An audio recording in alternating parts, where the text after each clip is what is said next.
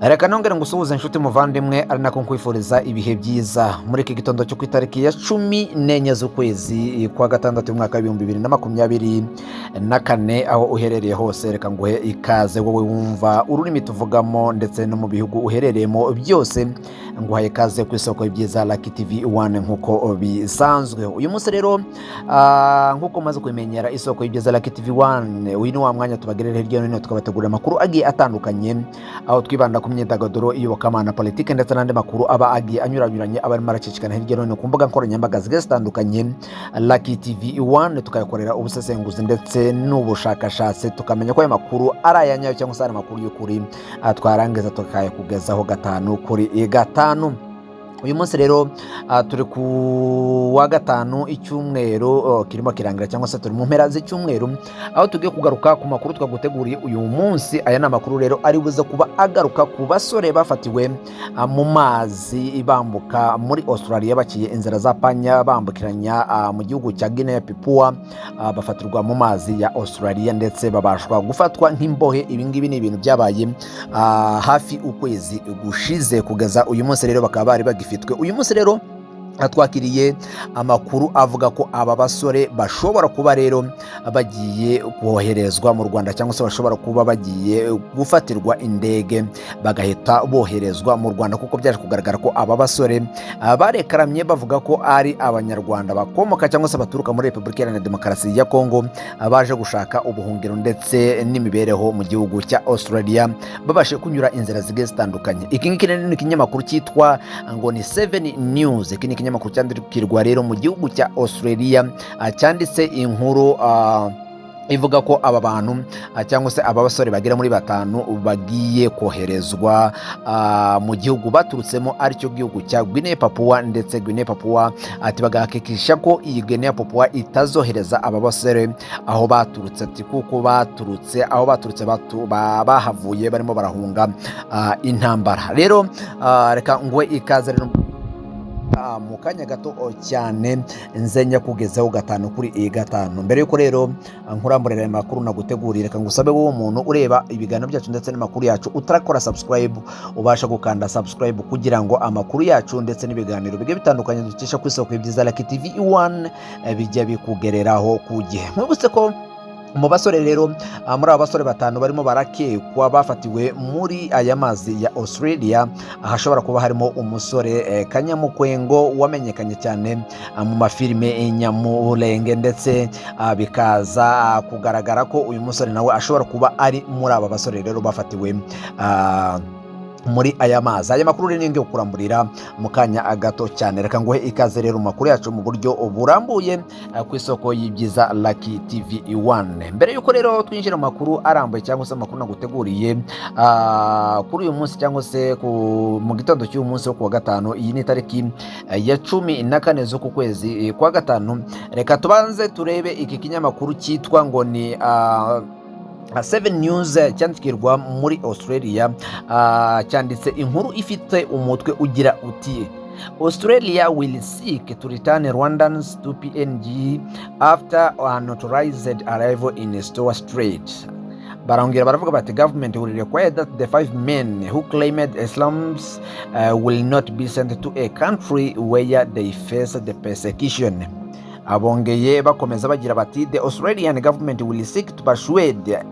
Papua New Guinea to accept the return of 5 Rwandans found in the Store Strait in a bid to avert the sending them to Nairobi. Mu buryo rero buri mu buryo bw'ikinyarwanda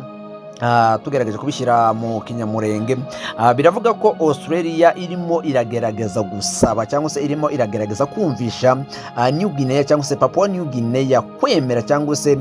kongera kwakira aba bagabo batanu b'abanyarwanda bafatiwe rero ku kirwa cya Australia cyangwa se muri aya mazi ya Australia, ati kongera kubemera bakabakira bakabasubirana mu gihugu cyabo bakabaha ubuhungiro cyangwa se bakabaha aho bagomba kuba. Ati nanone kandi biraza kuba bisaba Australia kubarindira umutekano cyane ndetse no kubafasha mu byo bagenda basaba byose bigiye bitandukanye. Ati aba basore rero ko ari batanu barekaramye cyangwa se basabye ubuhungiro bavuga ko bavuga ko ari abakongomani cyangwa se ari abanyarwanda bakomoka muri Kongo cyangwa se bakomoka mu gihugu cya Repubulika Iharanira Demokarasi ya Kongo, ati kandi baje bahunze intambara nyinshi z'urudaca zihora zibera mu burasirazuba bwa Repubulika Iharanira Demokarasi ya Kongo. Ibi ngibi rero bakaba bavuze ko kuwa kabiri w'iki cyumweru kiza aribwo Australia izafata umwanzuro wa nyuma wo kuba wakwemeza ko aba basore bashobora kuzasubizwa muri New Guinea Papua nimba izaba ibemereye kongera kubakira, cyangwa aba basore rero bagashakirwa ubuhungiro cyangwa se bagashakirwa ibyangombwa bibemerera nk'ubuhungiro. Bavuze ko ngo the men are citizens of Rwanda, cyangwa se ibi byamaze gukonfirimwa ko aba bagabo kuri batanu ari abaturage b'u Rwanda bavuye muri Repubulika Iharanira Demokarasi ya Kongo, ndetse barepotinzwe ko binjiye kuri iki kigwa cya Australia banyuze muri Indonesia. Ahangaha rero bayinjira muri Guinea cyangwa se muri New Guinea Papua, aho bita ngo ni the mainland of which is that 4 km from Saiba Island, cyangwa se muri Island cyangwa se mu kirwa cya Saiba Island. Aya makuru rero ni amakuru yatanzwe n'iki kinyamakuru kizewe cyane, avuga ko rero aba basore bagera muri batanu Australia rero irashobora kubutemerera kubaha ubuhungiro, ahubwo irimo irasaba Papua New Guinea aba basore baturutsemo kubakira cyangwa se kongera kubemerera ikabafata nk'abantu bayo. Ese Guinea New Papua yo iremera kwakira aba bantu kugira ngo bazasubizwe mu Rwanda cyangwa se bazasubizwe muri Repubulika Iharanira Demokarasi ya Kongo aho bavuye? Icyamaze kumenyekana cyangwa se icyamaze kugaragara nuko aba basore bose ko ari batanu bamaze kumenyekana neza ko ari abaturage b'u Rwanda, nubwo aba basore bose bambutse badafite ibyangombwa cyangwa se badafite ibibaranga, ariko abashinzwe iperereza muri Australia cyangwa se abashinzwe iperereza muri iki gihugu cya Australia bamaze gutangaza neza ko aba basore ari abasore cyangwa se ari abaturage b'igihugu cy'u Rwanda, ariko mu myirondoro cyangwa se mu buhungiro bo basabye cyangwa se muri salamusika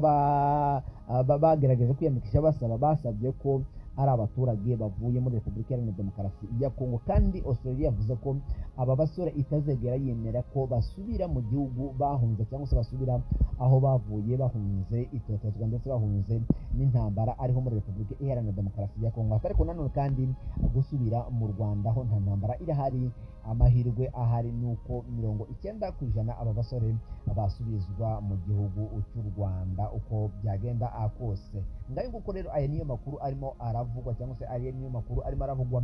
kuri ba basore rero abenshi bibazaga ngo se baherereye. Aba basore mbibutse ko bari bamaze hafi amezi abiri bafungiye mu mazi cyangwa se bari hagati y'amazi ya Australia ndetse n'amazi ya Guinea New Papua. Aho hagati rero niho bari basaba n'abacungiwe umutekano n'abashinzwe umutekano wo mu mazi hagati y'ibihugu byombi, igihugu cya Australia ndetse n'igihugu cya Papua New Guinea. Hacyagenderwa impaka rero niba aba basore bari busubizwe cyangwa se niba iyi New Guinea Papua iribuza kuba yemerera Australia kuba aba basore basubira muri New Guinea Papua ndetse bakazafatirwayo indege n'ubundi nk'uko baje ikazabasubiza mu gihugu cy'u Rwanda. Mwongere nkubise rero ko mu majwi cyangwa se muri bamwe mu basore barimo barakekwa ko bashobora kuba bari muri aba basore batanu bashobora kuba basubizwa cyangwa se bagarurwa mu gihugu cy'u Rwanda, hashobora kuba harimo umusore wavuzwe cyane mu majwi nka Kanyamutwengo David wavuzwe ko ari mu bagiye baciye inzira za panya, ariko we akaza kubihakana nubwo hataragaragara ibimenyetso byemeza neza ko uyu musore nawe ashobora kuba ari muri aba, ariko amajwi menshi aremeza neza ko uyu musore Kanyamutwengo David ashobora kuba ari umwe muri abo basore bagera muri batanu barimo barigirwa cyangwa se barimo barafatirwa ibyemezo, barimo barirwaho uburyo bagarurwa mu Rwanda cyangwa se uburyo bakwemererwa ubuhungiro muri Australia. Reka dukomeze tubasengere kandi dukomeze tubifurize ibihe byiza ndetse dukomeze tubifurize n'amahirwe masa. Icyo tubifuriza si uko babagarura cyangwa se bagarura aho baturutse, ahubwo icyo tubasabira ni uko bakwemererwa ubuhungiro, kimwe n'uko abantu bose cyangwa se uwo ari we wese yagerageza gushaka indi mibereho tutamwifuriza ibi, ahubwo dukomeze tubifurize